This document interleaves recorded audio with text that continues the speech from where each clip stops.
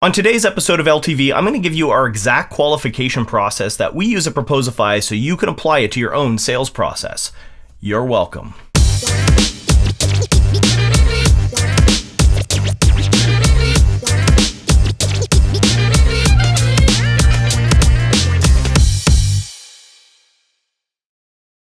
Okay, you've got a lead in the door requesting a demo of your product. That's great. Well, what happens next? Do you just carve an hour out of your day to deliver this custom demo for this unqualified lead? Or do you qualify them first? Well, here's the thing. Having your lead go through a qualification process, it's not just good for you, it's actually good for both of you. It makes sure that they're getting value from the call instead of feeling like they're in an interrogation room getting bombarded with questions. But it also makes sure that you protect your demo time so that only good fit customers can get a demo. These are customers who your product can help, and they're more likely to buy. So earlier in 2019, our director of sales, Daniel Hebert, who I actually had on this show a few weeks ago, he completely revamped our qualification and demo process. And today what I'm going to do is share what our SDRs, our sales development reps, are using when a new lead comes knocking. And hopefully this will help you create or refine your own lead qualification process. Step 1, so use a deck. Don't let your reps just wing their discovery calls. What you should do is have a visual presentation, could be in Google Slides or Keynote, and having this visual presentation serves two purposes. Number one, it provides a structure, so it allows you to have a structured flow from upfront contract to qualification to introducing your solution. The structure makes sure that you keep the call under control and don't steer into random interrogation. And the second thing is we use the Sandler methodology, and so the Sandler methodology is built right into our qualification deck, so it prompts you to go down the entire pain funnel and discuss the next steps with the customer. Having an upfront contract is really important. What I mean by upfront contract is it's getting the customer to buy in and agree to what you're going to talk about, to the agenda. So even if it's just a discovery call, you still want to have one of those. It makes it easier to discuss next steps at the end. So you tell them what the next steps will be. If this call goes well, then they agree to that. So first, rapport building. You want to, just connect with people at the beginning of the call. People like talking about themselves. Maybe you've got mutual connections. So just a little bit of small talk under 2 minutes at the beginning of the call usually works really well. And then you say something like, okay, thanks for jumping on the call today. Are we still okay to talk for 20 minutes? And is there anyone else who's joining us today? And I'm going through the talk track now. So the purpose of this call is just to get a better understanding of what your sales process is and give you a high level of Proposify or your solution. Before we get started, what would you like to accomplish on the call today? And then you have them go over it. Then you say, great, okay, we'll definitely go over that. I'd also like to cover X, Y, and Z. Here's a thing to say. There's no difficult decisions to be made today, and I'd like to reserve 5 minutes at the end for if we've uncovered, if it's a good fit and we feel like we could help them, we can discuss next steps, which is usually a 60-minute product demo. Does that sound good? So this is, again, the upfront contract. Now it's time to dig into pain. So the pain slide is really important. This is where you talk about what's keeping them up at night. And this is where you'll spend most time on the actual discovery call. This slide is designed to spark conversation about the business challenges and dig deeper into their pain. So it would start off with an open-ended question, then go into the Sandler pain funnel.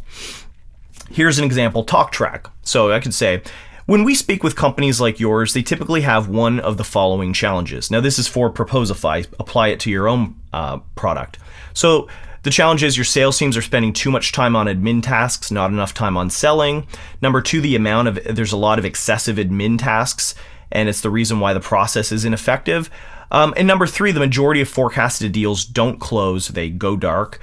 Do any of these resonate with you? So you kind of ask them, what stands out to them, and then you go into the pain funnel, which is, tell me more about that. Can you be more specific? Give me an example. How long has that been a challenge? What have you tried to do about it? Did it work? How much do you think that cost you? How do you feel about that? Have you given up trying to deal with the problem, right? So these are all questions part of the Sandler pain funnel that really get you to dig in on pain. Don't go surface level. Make this pain really hurt for the customer. Next, we want to start introducing our point of view and get the prospects to reflect on gaps in their own sales process. And so we have a slide that talks about the evolution that we've seen And it also paints a picture of the limitations of the PDF. So for our product, we're replacing the PDF as a way to propose to your customers. Here's the talk track. Okay, what we've seen is companies have a manual process at first, and this could include Word templates, designers building proposals, printing, mailing proposals, emailing PDFs. And then we see customers sometimes adopt e-signatures. Is this similar to how your proposal process has evolved over time? Now, there are limitations to this evolution. It still has a lot of manual processes. Reps need to spend a lot of time editing their own proposals. They chase customers for approval and then wait in silence. The PDF is killing your process. So this is where we talk about our point of view, which is the PDF is really the bottleneck. Next, you go into ideal state. So after that, we want to get prospects to start conceptualizing the ideal state. They know their pain. We've empathized with them. We've poked at their open wound. Enough is enough. What does the promised land look like for the customer? So in this slide, we go over what others have told us they wish would exist. And by the way, secretly, we're masking these Proposify benefits. We make note that we still haven't pitched anything yet about Proposify itself, right? So, okay, let's dig into a talk track. When we speak with similar companies like yours, this is what other CEOs or VPs of sales wish they would have, whatever their title happens to be. They have a single location to pull important sales documents together with automation that reduces the amount of manual work and errors. They're looking for a solution that enhances their customers' buying experience so they can ultimately win more business and get deals done faster. Does this resonate with you? What would you add or change? That's great. If it's okay with you, I'd love to share more information about what we do at Proposify. So only now have we actually talked about the pitch of what Proposify does. Up until then, it was all conceptual. We were talking about what would a perfect world look like. So there is a pitch on the disco call, but it's a very small percentage of what the actual call, the time it takes up. It's because we've had to earn their trust first. We're talking about their pain, and they get a solution in return. If you just go in all in pitching on your discovery calls, it's going to dilute the narrative and the value, so don't do it.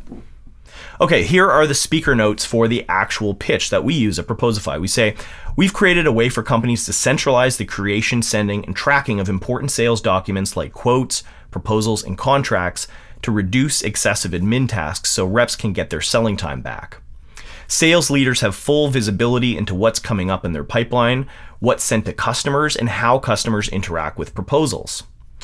Marketing leaders have full control over the brand's look and feel, so all reps need to do is pull existing templates and content from the library. It's really quick and easy. The platform pulls in automation so reps can stay on track, follow up with what's important, and get deals done faster. In a nutshell, that's kind of our pitch of Proposify. So this is the whole discovery call, should only take about 20 minutes. You end it with next steps. You've already got them to agree at the beginning. So this is the final slide. This is where if you did a good job uncovering their pain, you start discussing what the next steps are. Now there's two possibilities here. Number one is it's qualified and it moves to a demo, so you get the demo scheduled. Or it's unqualified and you move on. Now, if you end up unqualifying, make sure that you validate that they're not the right fit. You would say, hey, based on what we discussed today, I don't think we could actually, we're a good fit to help solve your challenges. Do you agree with that? Now, they might surprise you and disagree and convince you that they want it, which can be good. Either way, if they're not qualified, that's a good thing. It means that you've done a good job and you're guarding your precious demo time. So again, I'm going to dig into what our actual talk track is. So it says, it seems like we could help you with pain number one, whatever that happened to be, too much manual entry. Do you agree with that? Usually at this point, we book a 60-minute product demonstration. Would that make sense to you? Who else do you feel should join the call? What would you like to accomplish during the demo? Great. Do you have your calendar open? So this is really important.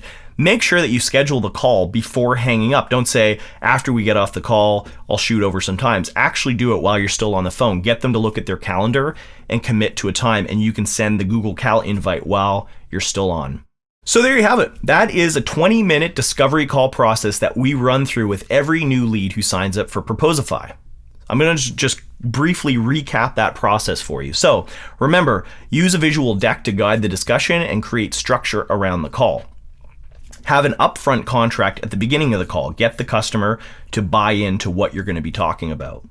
Spend most of your time on the call discussing your prospect's pain. Poke and prod at the pain. If they don't have pain and they don't feel this is really essential to solve now, well, guess what? They're not buying your product. Have a point of view. Let the prospect know that the reason you think they have the pain. It could be a limitation with existing solutions or processes. Get them to talk about an ideal state. This is your benefits without directly talking about your product. So in a perfect world, this is what I would love things to look like. Then finally, the pitch. Only once you've gone through these steps should you actually directly pitch your product. And then finally, next steps.